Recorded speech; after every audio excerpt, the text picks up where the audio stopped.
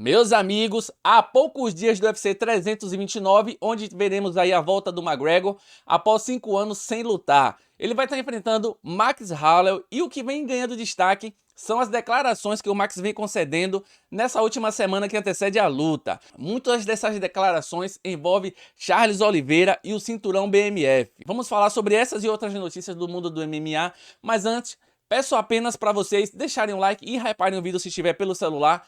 É algo simples, mas ajuda demais aqui o canal. Conto com a ajuda de todos, bora pro vídeo.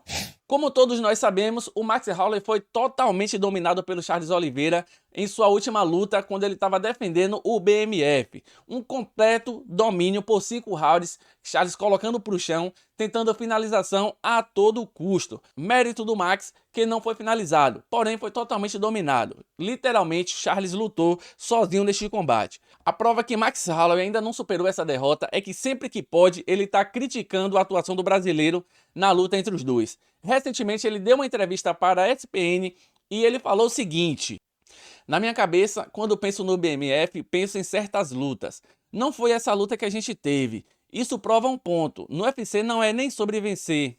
Nesse esporte, quantas vezes vemos um cara vencer e não receber certas oportunidades? Aparentemente aqui ele está falando que a oportunidade da luta contra Conor McGregor seria de Charles do Bronx e não dele, porque Charles ganhou o título, levou o cinturão, mas perdeu a oportunidade de lutar com o McGregor aí, que como a gente sabe é um cachê muito bom. Você tem que vencer, mas tem que vencer de forma empolgante. Estamos no negócio do entretenimento. Meus amigos, aparentemente ele queria que Charles lutasse na trocação com ele. Porém, eu já vi algumas entrevistas do Max também defendendo Charles, falando que ele fez o que era necessário para vencer. Só que ele mudou um pouco o discurso dele quando ele viu que ele não estava sozinho. Muita gente da comunidade aí do MMA discorda do uso de quedas e grappling em lutas de disputa de cinturão do BMF, que preferem a trocação franca. O que parece é que esse também era o plano do UFC. Max defenderia seu título contra Charles e enfrentaria o McGregor agora, valendo o cinturão BMF. Só que Charlinhos literalmente arruinou os planos da organização, vencendo o Max Holloway. E ele sabe que se colocasse Conor McGregor contra Charles do Bronx, Conor não teria chance alguma. Não que eu acho que ele vai ter chance aí contra Max Holloway. Porém, o UFC sabe que o combate entre Conor e Max será uma luta de trocação. E por algum motivo ele acredita que o Conor vai ter uma chance de conectar uma mão e de repente nocautear o Max. Eles estão levando tão a sério essa coisa de, para disputar o cinturão, tem que lutar em pé, que até uma regra vem sendo pensada aí para ser implementada para lutadores que vão disputar o cinturão BMF, onde o lutador estaria proibido de lutar grappling, de derrubar o seu oponente, teria que trocar em pé. Além de tudo, seria obrigado a fazer uma trocação franca nos últimos 10 segundos de luta.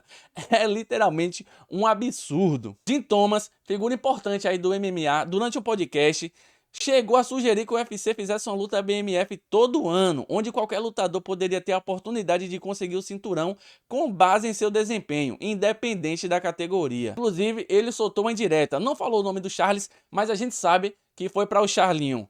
Se você não está disposto a brigar com o cara do estacionamento, você não deveria lutar pelo BMF. O que você acha de todas essas sugestões de regras aí para o cinturão BMF? Concordam com o Jim Thomas? Acha que o UFC deveria descentralizar o cinturão BMF, permitir que outros lutadores aí, independente da categoria, possam lutar por esse cinturão e não apenas os lutadores do peso leve, como a gente costuma ver?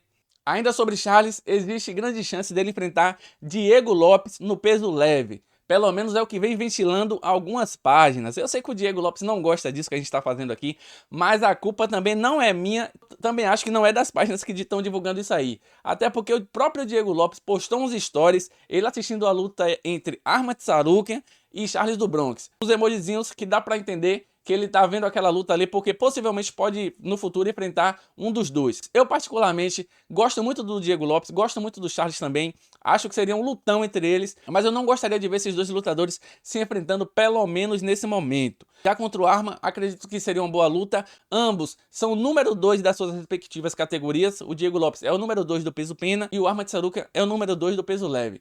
E a gente sabe que enquanto o Volkanovski for campeão da categoria peso pena, muito provavelmente o Diego não terá uma segunda chance aí, uma terceira chance para disputar o título. Então, é muito inteligente da parte dele, tá subindo de categoria e pegar o Arman ali seria uma boa luta. Mas na sua opinião, o que é que você acha?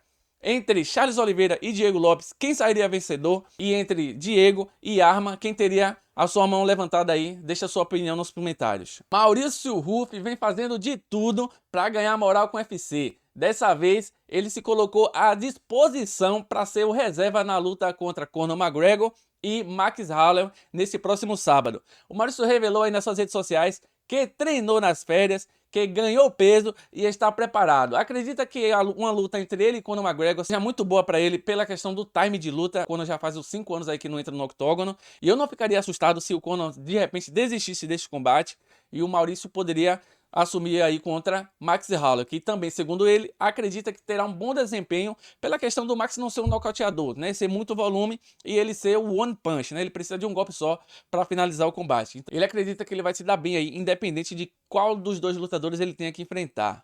Vai ser na 77. Então vamos ver aqui o peso que eu me mantive. Eu vou te falar que essa foi a vez que eu mais ganhei peso, viu? Então bora lá. Vamos ver aqui. Depois do café da manhã, 84 quilos, teria mais ou menos 7 quilos aí para me tirar para a categoria. Estamos indo viajar agora para Vegas na segunda-feira e vamos ver o que acontece. Eu contra o Conor McGregor acredito que seria uma luta muito boa, né? Eu acho que uma luta que eu teria mais facilidades pela falta de ritmo e tudo mais, né? Sempre tendo os perigos da luta, mas eu acredito que seria uma luta muito legal contra o Max Holloway. Eu acredito no meu poder de nocaute. Ele é um cara que né, busca jogar ali para frente o tempo todo, mas eu entro lá para definir as lutas e eu não perco minhas oportunidades. Seria muito legal ver essa luta acontecer. Tô indo, vamos ver o que acontece. Valeu, eu vou informando tudo para vocês. Tamo junto. Ian Garry manda recado importante para Islam Makhachev antes do UFC 330.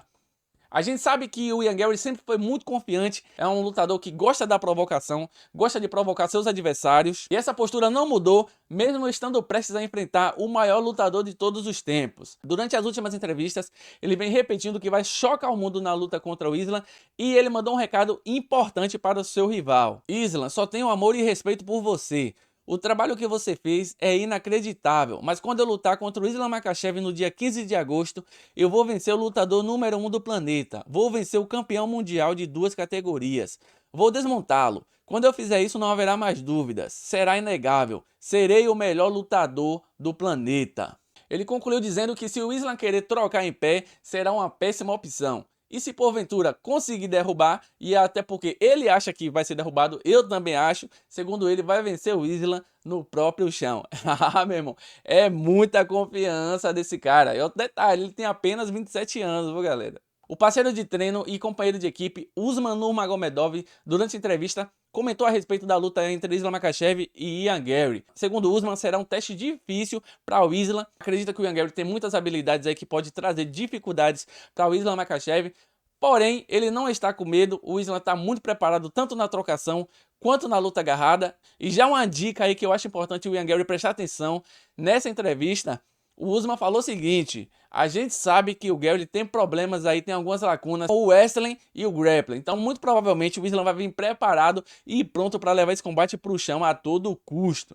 Ian Garry, meu amigo, esteja preparado. O que é que você acha de toda essa confiança do Ian Garry? Será que ele vai conseguir lidar com o jogo de chão do Islam Makhachev? De uma coisa nós temos certeza, será um grande desafio para o Islam e também uma grande luta. Com certeza estou muito ansioso por esse combate.